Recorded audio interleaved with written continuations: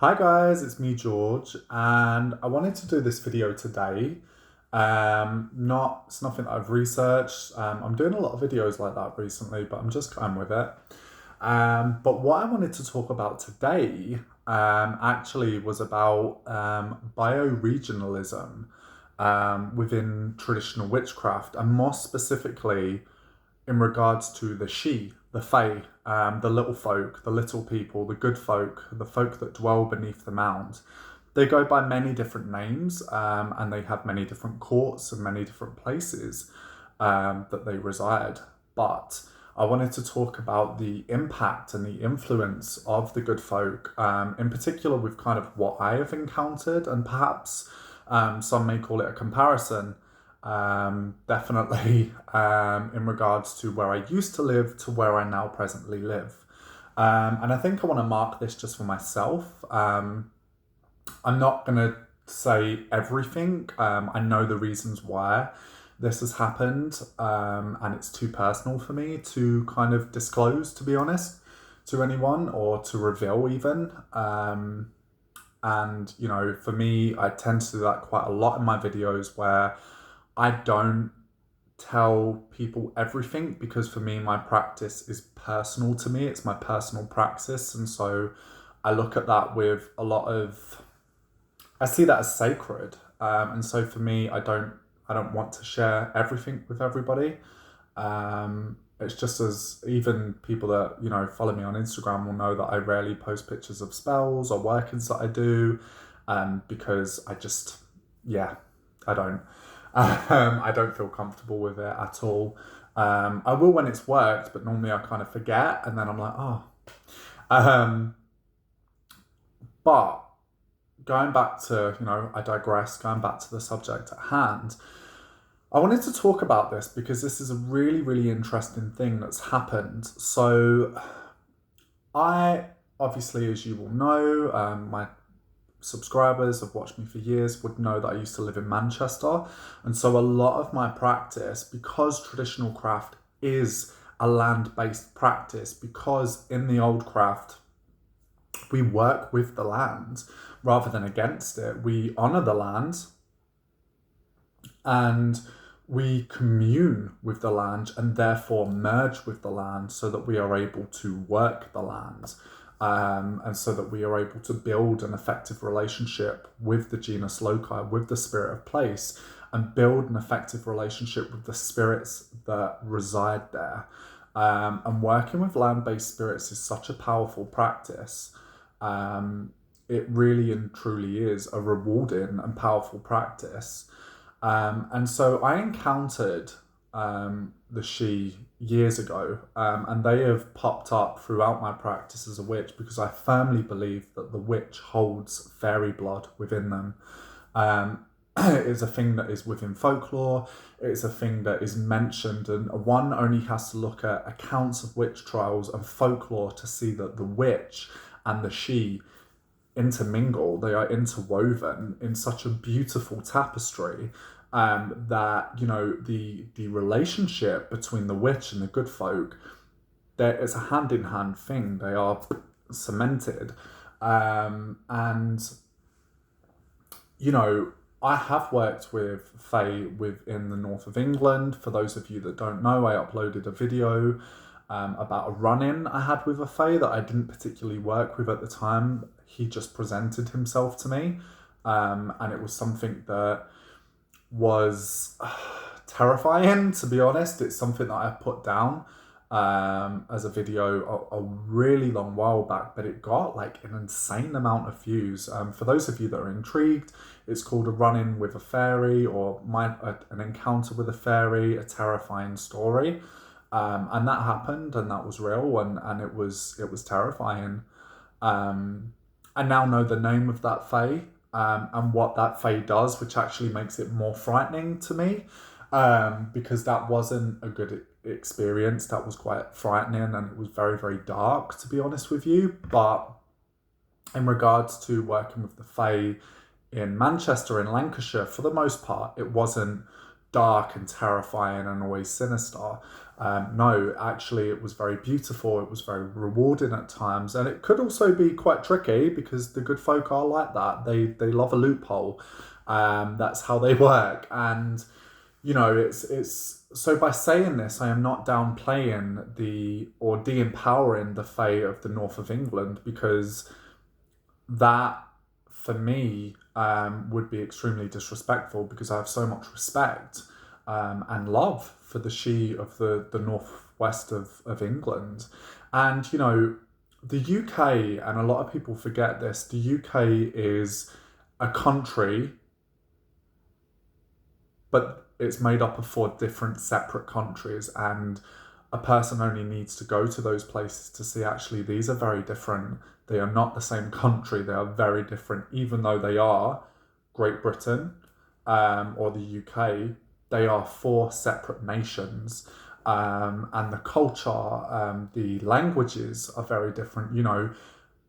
English is not the only native language to the UK. There is Cornish, there is Welsh, there is Scots Gaelic, there is Irish Gaelic, you go up to Aberdeen, you've got Doric, and there are some people, it's such a diverse country. And Scotland just on its own is very, very diverse. There is, so many different people that have come in through invading tribes and native tribes, and everyone is intermingled.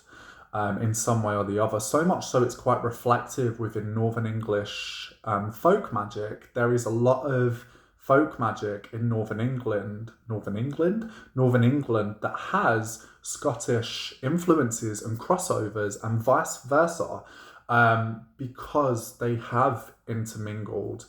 But the folk magic of the north of England and the lore is very different from the folk magic of Essex or East Anglia, and that would be no different to, that would be the same principle to the west, to Cornwall.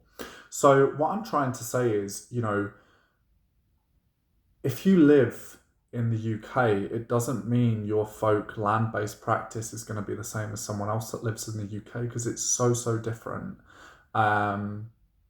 And there are certain spirits that cross over from Scottish folk magic within Northern English folk magic. There is a lot of reference in regards to the brownie and the boggart that has influences and ties from Scotland, a lot. So it's, make no mistake, there is definitely a crossover there. However, as a land-based practitioner, as a practitioner of the nameless art, of the crooked path, I have found the she in North England compared to the she to the west of the central belt of Scotland very, very different. Extremely different. And so much so that, like, up here, it's tangible, it's real, it's like and don't get me wrong, in the north of England I had experiences with the good folk that was real, that was tangible, so I'm not doing that in any way, shape or form. But as a friend said, and a couple of people said, it's like they're on steroids up here, and I fully concur, because it is completely, it's so physical, and it's so like, this is without a doubt exactly what you think it is, and there is no other explanation for this. It's just so real up here, in the sense of it feels physical. It's and again, I had physical experiences with the she in the north of England, but the experiences up here, both encounters I've had with the Fae, with the she up here. Well, I've had a couple of encounters with the she up here because they're just so interwoven within the tapestry of Scotland. It is so, they are so prominent. They are just so there, and they are so prominent around the whole of the UK and Ireland, really. The she, they are so prominent, and they play a massive part actually in the whole of the UK's folklore altogether. But the Fae up here are very, very different. And the only comparison I can make it is to, and beforehand, I want to make the disclaimer publicly that I'm in no way sort of saying these are the same spirits. They are not. They are from two completely different cultures, two completely different places. So please don't think that I am doing that, because I'm not. What I'm talking about in terms of when they were there, the presence of them, that is how it feels, in the sense of how tangible, how physical it is. And this is such a random piece of information about myself that I've never hid, but I was in a Haitian Voodoo Societe in Manchester for 5 years. I took a year out because I emigrated to France, to Paris. And then when I come back, I was still in the Societe up until around 23, I believe, 24. But nevertheless, being in that religion, a very beautiful religion that I was very kind of privileged to be a part of, really, it just wasn't for me. And I went back to my roots, and there I found my roots. When the Loire, the spirits of Haitian Voodoo, would come through, or would send you omens or synchronicities, it wasn't like subtle. It wasn't subtle at all. It was a slap in the face. And this is how the She up here feel when they are there. It is a slap in the face. It is so physical. It is so tangible. It's insane. Yeah, it's completely and utterly insane. And it's just, it's so visceral. It's so. It's not subtle, it's intense, and it is raw, and it is otherworldly, and, it just felt a little bit softer in the north of England. That's the only way to put it. Although they was very tangible, there was very real, and again, I had very tangible and real experiences. But up here, fuck me. There's no other way to say it. It's like, okay, okay, like, it's, there are instances in my life where I can sit there and say that I have, hand on heart, proof to myself that I know the spirit world exists. The past 2 encounters with the Fae, with the She here, they are some of them. And I'm not going to go into it. I'm not going to tell you the reasons why. I know the reasons why. It's just too personal for me. But it is so, so physical. It is so tangible. It's so real. It's so raw. And it is just like, you're like, oh, okay, so this is happening now. It's insane. It is actually insane. When I was in a Haitian Voodoo Societe, there would be things that would defy physics. The same has happened up here. I can't explain it. I could, but I don't want to. I don't want to go into it. My point being, when you move to a new place, listen to the land. Look and see what comes through. Experience the land as the land is. Look into the lore of that land. Look into fairy stories and folklore surrounding that land. Because it is by doing that that we can begin to know the spirits, and then to also develop more of a relationship with them, more of a companionship with them.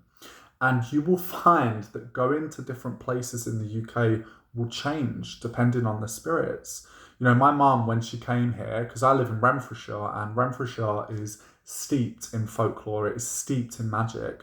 And we even had witch trials here. We have a memorial to the witches at a crossroads where they were hung and where they were burnt, and their ashes were put. And so it's a horseshoe. It's in Paisley, where I live. And not just that, we have a lot of folklore here. And when my mum came up from East Anglia, she looked at me and she went, "It's fucking witch country here, boy." She went, "We are in witch country," because something very strange happened at a pub we was in, and my mum was like, "Fucking witch country." She was like, "It is witch country." And you could argue that perhaps the whole of the UK in general is witch country, but there are certain areas where it is more prevalent, Essex being one of them, but here being another one. Yeah, it's, so definitely look into the folklore. When you move into a new place, look at your surroundings, look at the land. Is the land rugged? Is it wild, or is it flat? Is the land And you know, I think sometimes we can learn a lot just by looking at the landscape about the spirits. And one of the things I notice, I love the Lake District and the Peak District of North England, and it's so, so beautiful. And one only needs to get a train from the north of England to Scotland, and you will start to see the landscape change. You will start to see it change before you. It will be stunning in the Lake District and Peak District, and it truly is. But then when you come to Scotland, the landscape becomes more dramatic, more wild, more feral. It's more rugged, and you can definitely feel that within the spirits that are in Scotland. And perhaps maybe that's the reason why. And maybe the landscape can reflect the spirits, perhaps. And some people, you know, I could say, why are they more like that up here? Why are they more boom, you know, and they very much are more like that. You could argue, well, perhaps you're in a Celtic land. You could argue that. But me personally, I see the term as Celtic as a very strange word, because academically Celtic can be quite problematic in the sense that it's not what we actually associate Celtic with now. And there are some places in the rest of Europe outside of the UK that a person could say, well, actually, ancestrally, you are more Celtic. When we speak of Celtic sometimes now, it can sometimes mean a person that just isn't English. So you can find that Scotland will use it, some places in Northern Ireland and Wales, and in some respects can be quite political. I'm not going to discuss that here. I don't think that's the place or the time for it, and I don't feel the need to give my opinion on that. I don't think, you know, it doesn't really, my opinion on that doesn't particularly really matter. And that's not what this video is about. This video is about different landscapes and moving to different places within the UK when we have a land-based practice. And yeah, I just wanted to share that with you. You know, I wanted to share that with you, and I wanted to share just not the experiences, but the experience of having the experience, if that makes sense. And interestingly enough, when I lived in Edinburgh, the Fae, I think I got one Fae that came to me, who I'm not going to mention, but that was more the dead in Edinburgh, and that was very, you know, my partner now has proof that ghosts exist. He didn't before. You know, I saw things fly out of my kitchen. That was insane. But moving this way, just to the west, still in the central belt of Scotland, just outside of Glasgow, it's insane. The Fae are very much integral to the landscape here. The Fae are very much part of the landscape here. And the Fae are part of the landscape, we could always say that, but I think in some places the Fae are present, but they're not as intensely present, because there are other things within the landscape and other things within the land, other spirits that reside within it. But I think where I am now, yeah, they are the landscape. It's a lot more intense here with the good folk. Not in a bad way, in an amazing, beautiful way. But it's just something that I wanted to share. And I've spoken to a couple of friends about it, and they've actually said, you know, I've worked magically with the She in England, and then I've worked magically with the She in Scotland. And in Scotland, it's like they're on steroids. And I can honestly put my hand on my heart, and in the most respectful way, say that they are so much more amplified, beyond a way that I could ever imagine, beyond ways that I could ever even have a conception of. And I have had some really intense experiences with the Fae throughout my life. This hits different. It hits different. It's like a slap in the face. It's the only way to describe it. It's as subtle as a slap in the face. You're just like, okay, like, and it is so, so real and raw and primal. And again, I keep going back to this, but when I say real, what I mean is tangible, physical, defying physics. That is the way in which I mean real. Yeah. Yeah, there's no other way to say it, but I just kind of wanted to share that with you guys. It's pure random, but hey ho.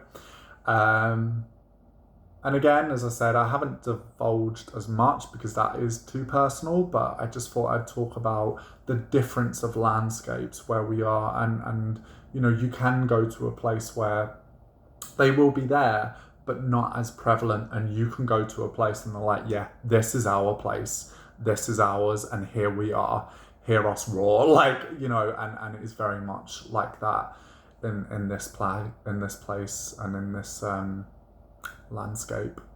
I nearly said place. I don't know why I said that. It's like Harry Enfield and Chums. Anyway, I'm rambling, and I've made this video about 4 times, so yeah. I'm gonna post this, and over and out. Peace.